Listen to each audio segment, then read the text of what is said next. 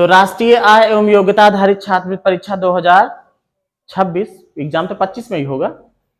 अब देखो NMMSE maths वाले क्वेश्चन है, क्वाड्रिलेटरल के यानी कि चतुर्भुज से संबंधित क्वेश्चन जो आते हैं, फॉर्मूले इसके लिखवाए गए हैं पहले से, जिसको याद है उसको नजर आने लगा होगा कैसे होंगे ये। 64वां क्वेश्चन है, कह रहा कि ABCD एक समांतर चतुर्भुज है। कैसे चतुर्भुज है? समांतर चतुर्भुज।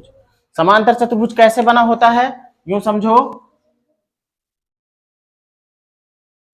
कोई आयत हो और उसको पिचका दिया जाए। क्या किया जाए? पिचका दिया जाए। ऐसे आयत में प्रत्येक कोण 90 अंश का होता है ना, इसमें नहीं होता है। इसमें आमने सामने की भुजाएं समांतर होती हैं। क्या होती हैं? और बराबर भी होती हैं। समांतर और बराबर दोनों होती हैं। मतलब ये वाली इसके बराबर होगी और ये वाली इसके बराबर होगी, और समांतर भी होगी। समांतर का मतलब कि चाहे जितना आगे तक ले जाओ चाहे जितना पीछे तक ले जाओ, एक दूसरे को कभी काटेंगी नहीं। मतलब इनके बीच में हर जगह पर जो दूरी है, जो गैपिंग है, वो समान ही रहेगी, बदलेगी नहीं। तो एक समांतर चतुर्भुज जिसका नाम क्या है? ABCD। ABCD। AB को बता दिया है कितना है? 3x + 1। BC को बताया है 2y + 3, और CD को बताया है कि ये कितना है? 25 है, और DA को बताया है कि ये y + 28 है ना। आप चित्र को देखो, ये लगता चला जाएगा। मैंने अभी क्या बताया था कि जो भी समांतर चतुर्भुज होता है, आमने सामने की भुजाएं क्या होती हैं? बराबर होती हैं। मतलब ये वाली इसके बराबर होगी और ये वाली इसके बराबर। बन गया समीकरण। जब ये वाली इसके बराबर है तो 3x + 1 = कितना? 25। तो 3x = क्या हो जाएगा? 25। ये 1 को उधर भेज दिया तो माइनस हो जाएगा, मतलब 3x = हो जाएगा 24, और x = क्या हो जाएगा? 24/3। 3 8 जा 24। तो बेटा x आपका आ गया कितना? 8 आ गया। ये वाली इसके बराबर होगी, यानी कि y + 28 बराबर होगा किसके? 2y + 3 के। 3 को इधर ले आते हैं, y को उधर ले जाते हैं, तो 3 इधर आएगा तो 28 - 3, और 2y इधर पहले से था, ये वाला y उधर जाएगा तो ये माइनस हो जाएगा, है ना। 2y में से एक y निकल जाएगा, बचेगा y।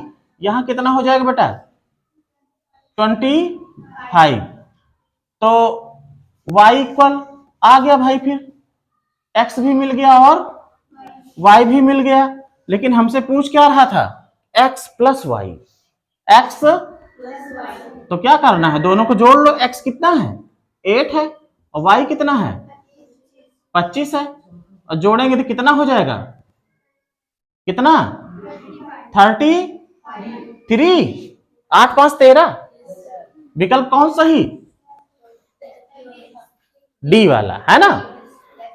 अब देखो, अगर आप नहीं जानते होते कि आमने सामने की भुजाएं इसमें बराबर होती हैं और समांतर होती हैं, तो आप क्या इसे कर पाते? ये जानना जरूरी है। अब देखो, ABCD एक समद्विबाहु समलंब चतुर्भुज है। कैसा चतुर्भुज? समद्विबाहु है और समलंब है। हमने अक्सर देखा समलंब कैसा होता है? दो समांतर भुजाएं होती हैं, दो समांतर भुजाएं होती हैं, और बाकी दो समांतर नहीं होती हैं। लेकिन जो समद्विबाहु समलंब है, तो ये वाली समझ लो बराबर है। ये है ऐसे ABCD।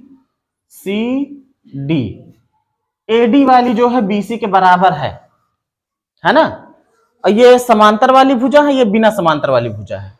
क्वेश्चन में क्या कह रहा है कि समद्विबाहु, समद्विबाहु मतलब इसकी दो भुजाएं कोई बराबर हैं।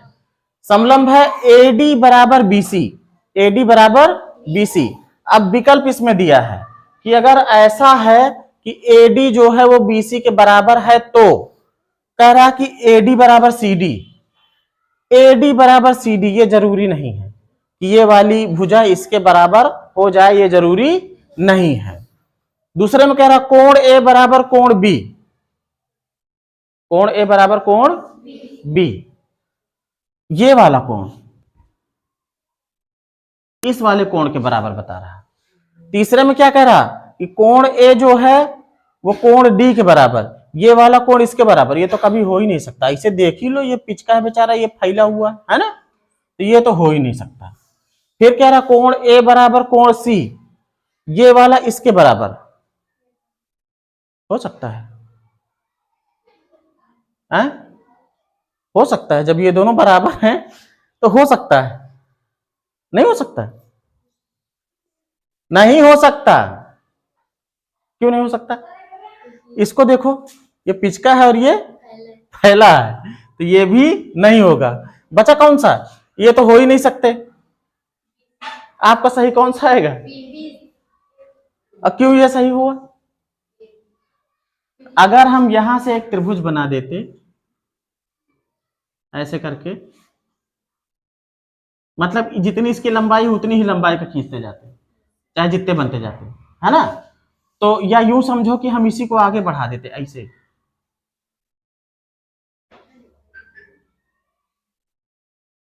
तो ये समान भुजाएं होती। क्या होती? समान भुजाएं। और किसी भी त्रिभुज की जो समान भुजाएं होती हैं वो समान कोण भी बनाती है। तो कोण ए जो होगा वो कोण बी के बराबर होगा। ठीक है, इसको देखो, चित्र में समझ में आ गया ना? अब देखो, चित्र में ए बी सी डी एक समचतुर्भुज है, यहां बना हुआ है ए बी सी डी एक समचतुर्भुज। समचतुर्भुज वही होता है कि वर्ग को अगर दबा दो थोड़ा, मतलब चारों भुजाएं बराबर तो रहेंगी लेकिन चारों कोण 90 के नहीं रहेंगे। तो एक समचतुर्भुज है डीएमसी, डीएमसी इसको बताया 90 डिग्री, होता ही है 90 डिग्री, बताने की जरूरत नहीं है। डीएबी ये पूरा कोण, डीएबी इतना आ रहा ना, इसको 110 बताया है। बीडीसी, बीडीसी ये वाला कोण पूछ रहा है।